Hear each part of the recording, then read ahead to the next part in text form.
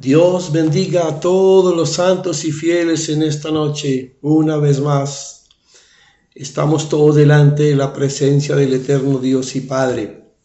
Gracias, eterno Dios. Baruch Hashem, Baruchu, Baruch Shemot. Gracias por tu bondad, por tu misericordia, por tu favor. Bendito sea tu nombre. Hakadosh Baruchu, Hakadosh Baruchu, el santo bendito es. El santo bendito es. Bendito sea, Señor, en el nombre santísimo de Yeshua HaMashiach. Gracias, eterno Dios y Padre, por permitirnos llegar a muchas personas, a muchos lugares, con esta enseñanza, con esta instrucción, con esta Torah acerca de la carta de Rabbi Shaul o el apóstol Pablo a sus discípulos, a todos los Goyim o a todos los gentiles que estaban llegando ya al pueblo de Dios, que abrazaron la fe de los hebreos. Eterno Dios y Padre, este es el desarrollo natural de lo que después se llamó el cristianismo y las iglesias. Gracias, eterno Dios y Padre, por darnos claridad y por permitirnos, bendito Dios y santísimo Señor, entender, conocer y aprender y sobre todo poder reflexionar en todas estas cosas. Gracias, eterno Dios y Padre, estamos en tus benditas y santísimas manos. Bendice a mis hermanos, a todos, hombres, mujeres, niños, ancianos que van a oír esta enseñanza, la continuación de estas enseñanzas. Gracias, eterno Dios y Padre, en el nombre bendito de Jesús de Nazaret. Gracias, Señor. Bueno, mis amados, entonces continuamos con esta enseñanza. La vamos a hacer un poquito más corta, vamos a ir muy puntuales.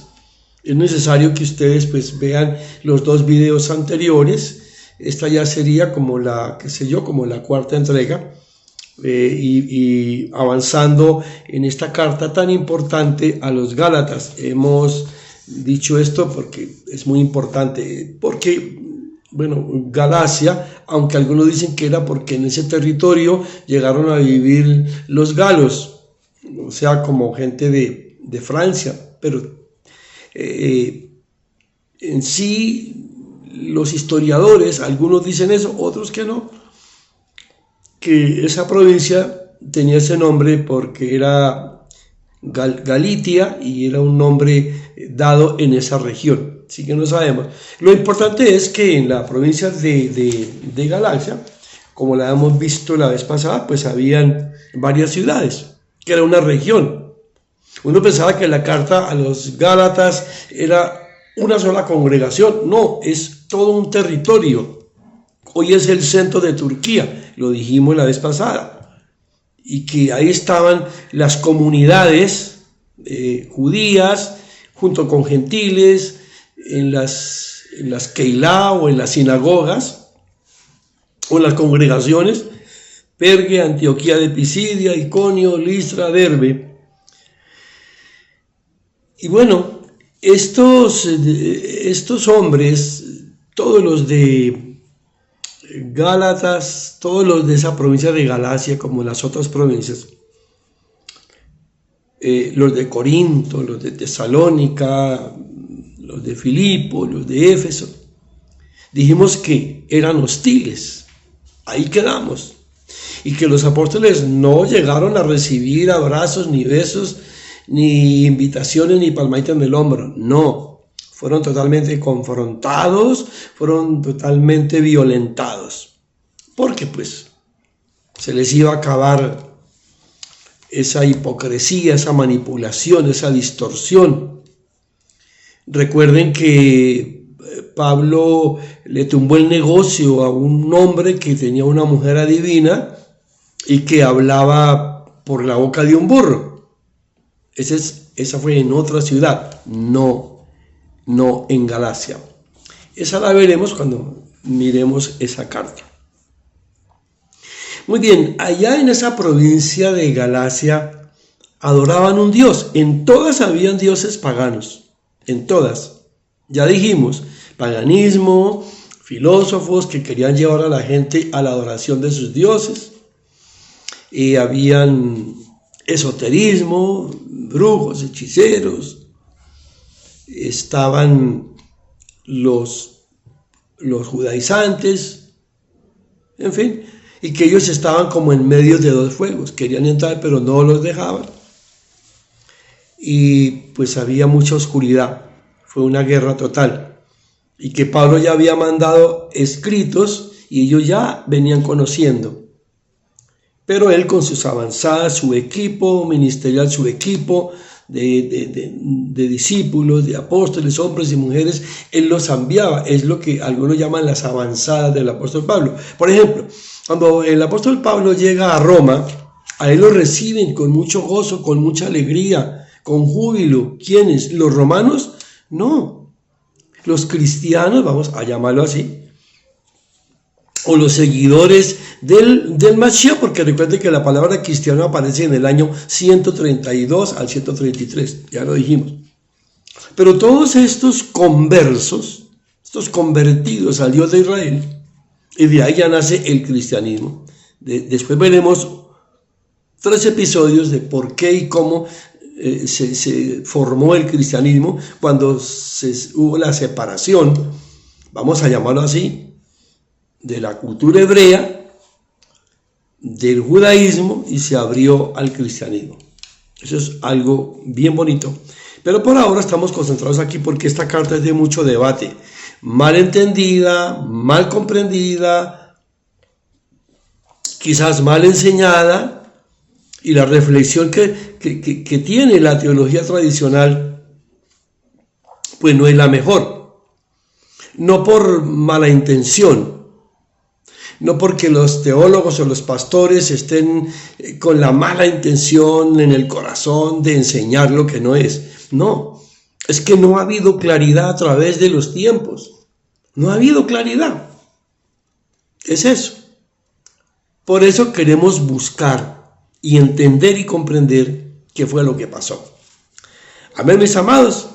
En esa provincia había un dios, se llamaba Sabacio. Sabacio era como un dios de la guerra.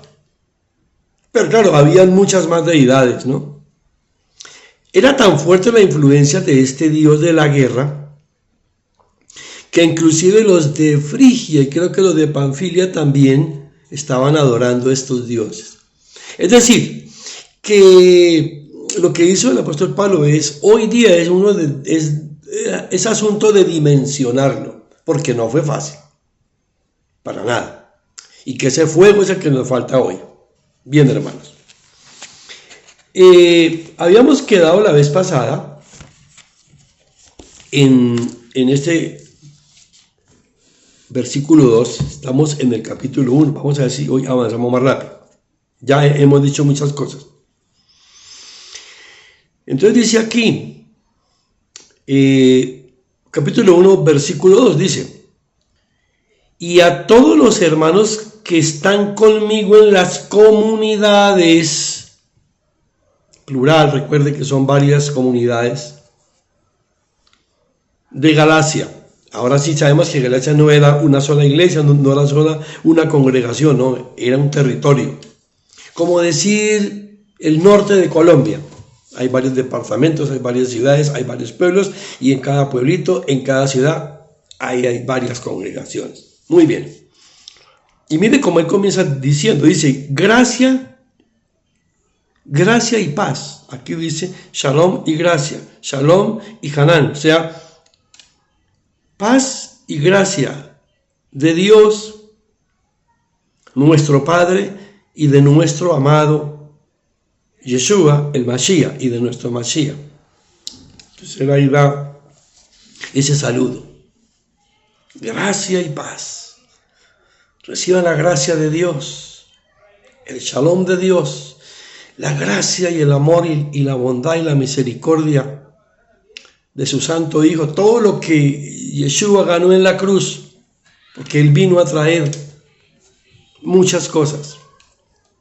Bueno, ahí algún día veremos ese estudio sobre las palabras que Yeshua dijo.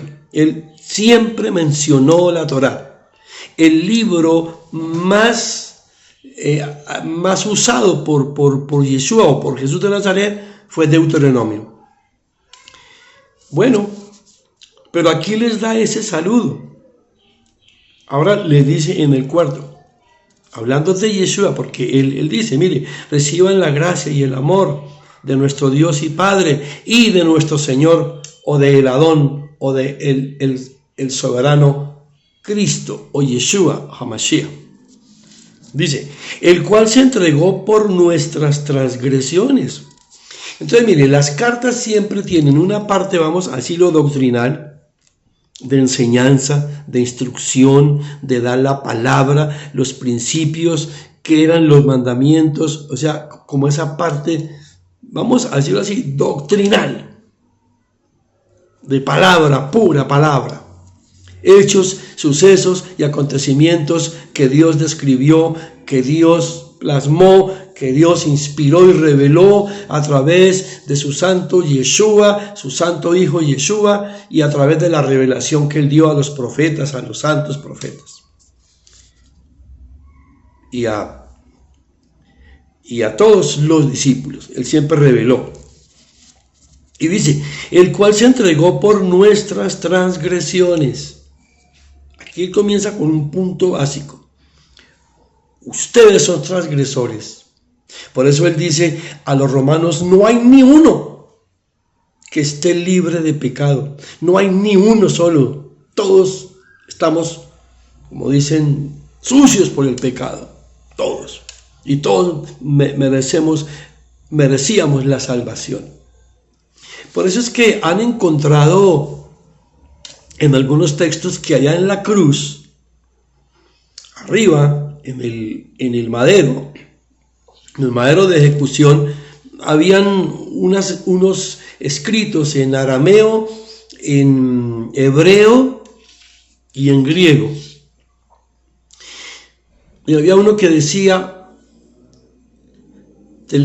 teletestai en griego, es decir, la deuda ha sido cancelada. Teletestai, la deuda ha sido cancelada. Y entonces dice, todos transgresores, pero él pagó ese precio. Tetelestai, la deuda mía fue pagada. Les está abriendo de nuevo los ojos, les está dando una instrucción. ¿Y para qué hizo él eso? Dice, para librarnos. Esa palabra librarnos es la palabra libertad. Él siempre dijo, y a esto les digo, no, ustedes no tienen por qué estar sometidos ni a mandamientos de hombres, ni a los brujos, ni a los hechiceros, ni a los gnósticos, ni a los ultragnósticos. No, Cristo los compró con una libertad absoluta y total. Les dio poder. Es que el mismo Yeshua lo dijo. Él dijo, todo poder me ha sido dado en el cielo, en la tierra y debajo de la tierra.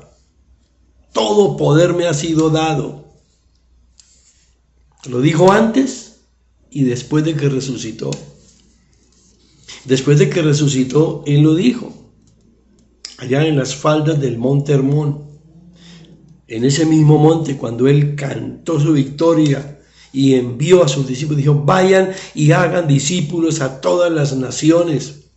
Y él dijo en ese monte, toda potestad y toda autoridad me ha sido dada. Ahí no hay ninguna cosa ni que hablar, ni que negociar, ni que meditar, ni que razonar. Él dijo, todo poder me ha sido dado.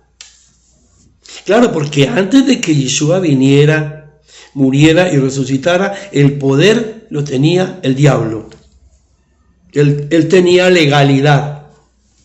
Tenía legalidad sobre la tierra, sobre los hombres. Pero no es que él vino, por eso él bajó a las profundidades y rompió todo eso. Dijo, ahora el poder es mío. Ahora soy yo quien tengo el poder para perdonarlos a ellos. Y ahí el diablo quedó ilegal, ilegítimo. Pero hasta ahí él tenía legitimidad, legalidad, por el asunto del Edén. Entonces le dice, para librarlos de esta mala edad presente, según la voluntad de nuestro Dios y Padre. Era el propósito, era el plan divino. Por eso, desde el Génesis, mire, la primera frase, Génesis 1:1, dice: Bereshit bara Elohim hashamayim min haaretz. Aquí se me cayó algo. Y dice muy claro, o sea, dice: en el principio Dios creó los cielos y la tierra. Cuando usted está leyendo eso, según la gematría, los códigos que están allí, porque gematría es una combinación de números y de letras, porque cada letra tiene una posición, cada posición tiene un número. Esa es la famosa gematría, la combinación de posiciones, cada posición, cada letra. Eso es algo muy, muy bonito, pero ahí salen frases. Entonces, cuando estos estudiosos de la gematría leen ese párrafo: en el principio creó Dios los cielos y la tierra, en esos códigos descifrables por la gematría, repito, dice Yeshua Yakol. Yeshua Yakol. ¿Y sabe qué significa eso? Jesús tiene todo el poder. Desde el primer versículo. Lo que pasa es que no se ve, porque hay que entrar al estudio de la gematría. Pero por eso hay muchos libros que hablan sobre eso, los códigos secretos. Por eso es que son 22 letras, muchos significados, pero hay posiciones, números. Es bien bonito y es muy profundo. Lo cierto es que en los dos primeros renglones de Génesis 1, versículo 1 y 2, lo que dice ahí es: Yeshua tiene todo el poder. Ahí ya comenzamos. Es algo maravilloso. Muy bien, perdón. Ahora dice aquí: según la voluntad del Padre. Desde el principio. Hay un hilo profético. Totalmente hermosísimo. Hay un hilo profético glorioso. En la próxima vamos a ver ese hilo profético, que habla todo sobre Yeshua. En toda la Torah, los 5 primeros libros, o el Pentateuco, los profetas, todo habla de él. Muy bien. Entonces aquí dice: para librarnos de esta mala edad presente. Oiga eso, o sea, que esa maldad que estaba ahí, ¿qué se puede decir de hoy? Como que seguimos en esa presencia de la maldad, ¿verdad? Por eso es que allí en la carta de Pedro, en el libro de Pedro, en primera de Pedro dice: llevando la antorcha de la verdad presente. Porque aquí dice muy clarito que según por la voluntad del Padre, en esa edad presente llena de maldad, pero Pedro dice: llevando la antorcha de la verdad presente. Ante tanta maldad, una verdad. Muy bien. Y bueno, él hace aquí una doxología, una alabanza, y dice: a quien sea la gloria por los siglos de los siglos. Amén. Y es cuando él hace esta reflexión, dice: oiga, estoy asombrado, estoy aterrado, estoy perplejo de ver esto que estoy viendo. ¿Cómo ustedes tan rápido, tan pronto se han alejado del que los llamó por gracia?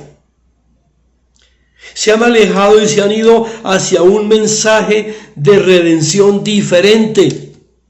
Allí estaban montando otro evangelio que decía que las obras, que primero se circuncide, que los filósofos, que los gnósticos, que los hechiceros, que los brujos, que el paganismo, que la idolatría. Era algo difícil también para ellos, no era fácil para ellos. Pero él les dice: oiga, en otras palabras, ¿ustedes se han dejado seducir por esto? Por eso es que él comienza haciendo esa presentación, que toda esa maldad, en esta verdad presente, Cristo pagó el precio para hacernos libres de esa influencia, de ese impacto de las tinieblas. Pero les dice: oiga, Estoy asombrado en gran manera, dice, de que tan pronto ustedes se han alejado del que los llamó por gracia hacia un mensaje de redención diferente, porque ellos decían que sí podían ser redimidos, o sea, que sí podían ser salvos, pero que no necesitaban tanto a Cristo. O sea, que la obra de la cruz no tenía mucho peso, pero que sí se circuncidaban y seguían las obras de la ley, los mandamientos de los ancianos, los preceptos de los ancianos, sus costumbres, sus tradiciones, entonces ellos serían salvos, invalidando todo lo legítimo del Padre Eterno y de Yeshua.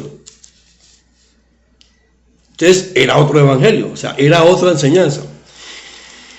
Dice, no que haya otro, sino que hay algunos que a ustedes los tienen perturbados, dice, y quieren pervertir el mensaje de redención de Yeshua HaMashiach. Quieren pervertir el mensaje del Cristo de Nazaret, porque Él les dejó un mensaje claro, preciso, conciso y macizo. Vamos a decirlo así. Ahora dice, pero si nosotros mismos viéramos que viene algún mensajero por allá del cielo proclamando una redención o una salvación diferente al que nosotros les hemos proclamado, que esa persona sea desgajada, es decir, que sea arrancada del pueblo de Israel. Claro, preciso, como digo, conciso y macizo. Como hemos dicho previamente, y lo volveremos a repetir, dice. Este es en el versículo 9, el versículo 8 es ese, que dice que si aún viniera por allá del cielo un mensajero con otro evangelio diferente, ellos no lo van a soportar. Ya voy en el versículo 9, dice. Ahora 9 dice. Como hemos dicho previamente, lo volvemos a repetir, dice. Si alguno les proclama una promesa diferente a la que ya recibieron, que sea separado para perdición. Bueno, usted lo puede leer allá en Reina Valera. Voy en el versículo 9, puede leerlos del 1 al 9. Capítulo 1, del versículo 1 al versículo 9. Y que sea perdido, y que se pierda, que haya perdición para él. Verso 10 dice, al decir esto, ¿estoy buscando acaso el favor de los hombres? Pablo dice, mire, yo no los quiero atemorizar, ni quiero buscar de ustedes prebendas humanas, ni nada. Yo vengo a decirles la verdad, la emet es la verdad. Y usted sabía que la palabra emet, que en hebreo es verdad, la combinación con las mismas letras dice atem. O sea, de emet viene atem. Emet, verdad, y atem para ustedes. Emet atem significa esta verdad es para ustedes, o sea, para nosotros. Entonces él dice aquí en el verso 10, oiga, ¿estoy acaso buscando el favor de acá de la gente? A mí no me importan los gnósticos ni los demonios, ni vengo aquí a congraciarme con los filósofos, ni quiero ir a los dioses griegos, ni me interesan sus tabernáculos, sus lenguas tabernáculas. No me interesa eso, me interesa el Cristo de Nazaret y la voluntad del Padre, dice él. Él dice, si yo buscara el aplauso de los hombres, la aprobación de los hombres, entonces no sería siervo del Cristo de Nazaret. Eso aplica para... Esto es una verdad profunda. Pasa es que voy un poquito más rápido, pero esto es muy, muy profundo. Y hoy se puede aplicar. Si yo hoy busco caerle bien a la gente, he ahí el problema de las traducciones modernas de la Biblia. Todas vienen del texto Receptus, ¿verdad? Porque Reina Valera es una traducción no del griego, no del griego, menos del arameo y menos del hebreo. Fue traducida al latín. Ahora, ¿que Reina Valera es mala? No. muy buena, muy buena, pero no está cercana a los escritos originales antiguos. Por eso usted hoy tiene la facilidad de bajar por internet o comprar Biblias hebreo-español. Y cuando uno mira, son muy parecidas, porque la bendición que tiene Reina Valera, ¿sabe cuál es? Que por lo menos tuvieron la honestidad, la decencia de traducirlo literal palabra por palabra. Los otros metieron un lenguaje ahí como bonito, adornado, porque quisieron quedar bien con todo el mundo. Yo no puedo, ningún ministro, apóstol, profeta, pastor, evangelista, maestro, ninguno puede querer, no, es que caerle bien a la gente. Debe ser amable, debe dar testimonio. Hay tres cosas: palabra, testimonio y buen ejemplo. El que tiene buen testimonio debe tener buena palabra, pero no solamente tener buena palabra, ser de buen testimonio, sino que a la vez dar un buen ejemplo. Pero si yo busco congraciarme con los hombres, Pedro lo dijo: obedeceremos a ustedes antes que a nuestro Dios. Eso es básico. Yo no necesito ni que me den palmaditas en el hombro, ni me abracen y me pongan en un pedestal y me llenen los bolsillos de plata. No quiero eso. Primero Dios sabrá cómo me bendice. Dios sabrá cómo levanta. Por eso dice, levantado las cabezas. Es Dios, como dice el Salmo, el que levanta mi cabeza. Ahora dice en el 11, más hago saber, hermanos, que el mensaje de la promesa de redención predicado por mí, ojo aquí con esto, el verso 11, miren usted, dice, no es un invento humano. Wow, ahí él dio un punto. Esto no es de hombres. Así que todo lo que le dijeron, que no sé qué, que allí, que allá, como decimos aquí en Colombia, que patatín, que patatán, que si es, que no, esto no es de hombre. Por eso dice que la profecía que viene de Dios, porque profecía viene de propeteia y es hablar hacia adelante, viene de Dios. Por lo tanto, la profecía no es de interpretación privada. Ese fue el problema de los traductores de las Biblias actuales, los lenguajes actualizados, porque toda traducción tiene su interpretación. Entonces ellos quisieron interpretar, ellos interpretaban un concepto, leían un texto en el original y lo que ellos interpretaban, ese concepto, lo traducían. O sea, tradujeron conceptos de razonamiento personal, que para un lenguaje más bonito. Pero si comparamos esos textos con los originales, hay diferencias. Reina Valera no. Por lo menos fue palabra por palabra textual. Bueno, entonces dice aquí, esto no es un invento humano.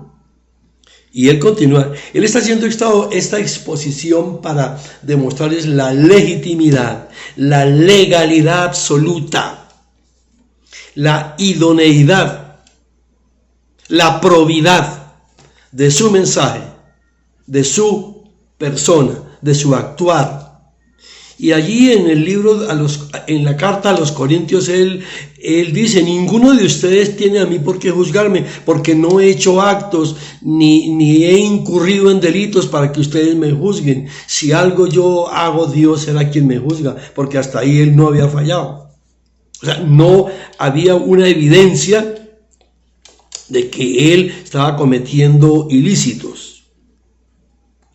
Mire cómo él dice, pues yo, Pablo o Rabí Shaul, yo no recibí ese mensaje de redención, no lo recibí ni lo aprendí oralmente de ningún hombre, dice esta versión.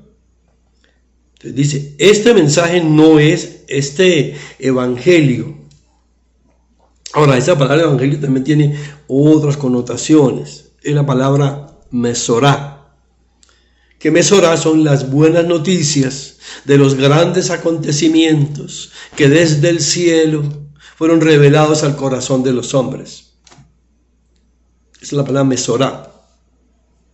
Las buenas noticias de los grandes acontecimientos que desde el cielo fueron revelados al corazón de los hombres. Es la palabra mesorá. Entonces, por la palabra buenas noticias se tradujo al griego como evangelio. Que vamos ahí, hermano. Muy bien. Entonces, él dice, esto no es invento humano. Y además Rabbi Shaul dice, yo ni lo aprendí oralmente, o sea, a mí nadie me lo contó, yo lo leí. Dice, sino por revelación directa de Yeshua HaMashiach. O sea, esto no me lo habló a mí fulano, sutano, mengano, perencejo, mencejo, no. A mí me lo habló directamente el Cristo de Nazaret. Cuando él tuvo un encuentro en el Espíritu con Yeshua. ¿Verdad? Dice, por revelación directa, dice él. O sea, él está hablando de su autenticidad y de su autoridad, su legitimidad. Pues hombre, el evangelio hoy tiene que ser así, o sea, la palabra tiene que ser así.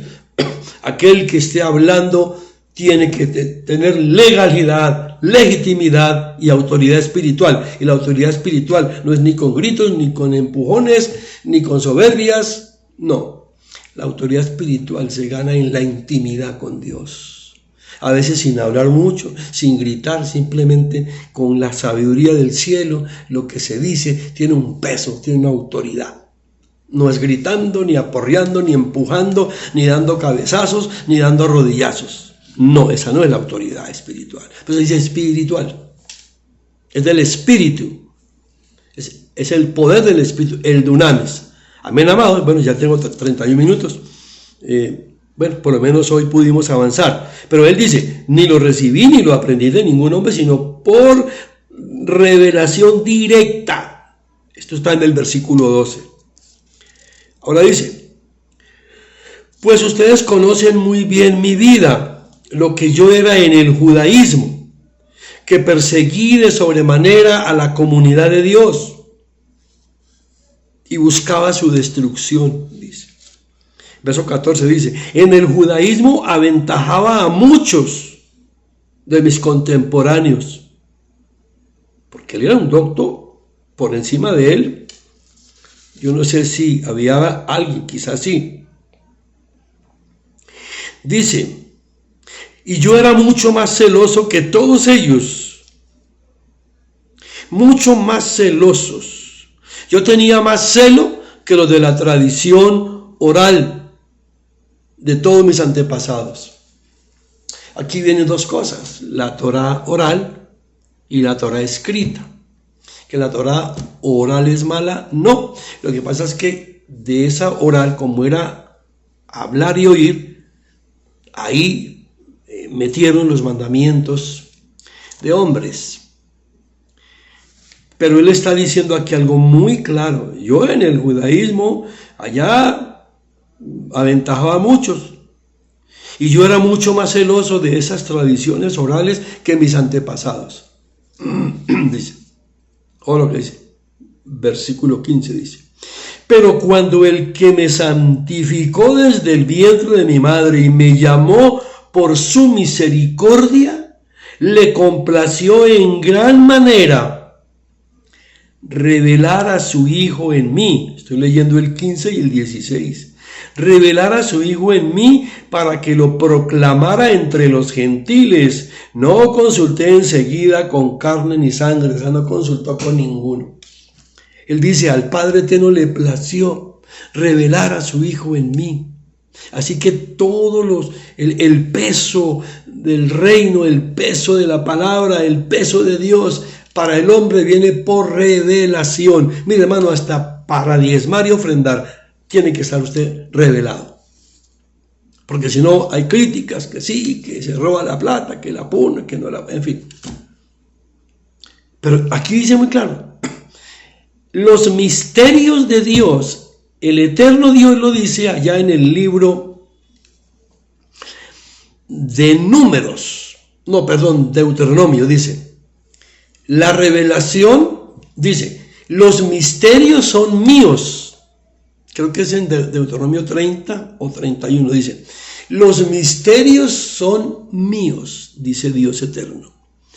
Pero la revelación de estos misterios es para usted, sus hijos y los hijos de sus hijos y los hijos de ellos. Es decir, los misterios son de Dios, pero se los revela a usted y a mí, a recipientes humanos, porque somos cuerpo y somos espíritu. Mire lo que dice 1 Corintios 6:17. Todo aquel que se ha unido al Señor, un espíritu es con Él. Yo soy un espíritu encarnado y con un alma. El Señor revela, va revelando, Él va dando, va revelando, va mostrando, va enseñando. Ahora dice aquí, al Padre le complació en gran manera revelar a su Hijo en mí para que yo lo proclame ante los gentiles. Todo lo que yo declaro y proclamo es porque el Señor me lo ha revelado. Ahora, ¿dónde encuentro la mayor revelación? Aquí, en esta bendita Torá, en esta Santa Biblia, vamos a llamarlo así, pues, un lenguaje muy, muy cristiano evangélico, pero es válido.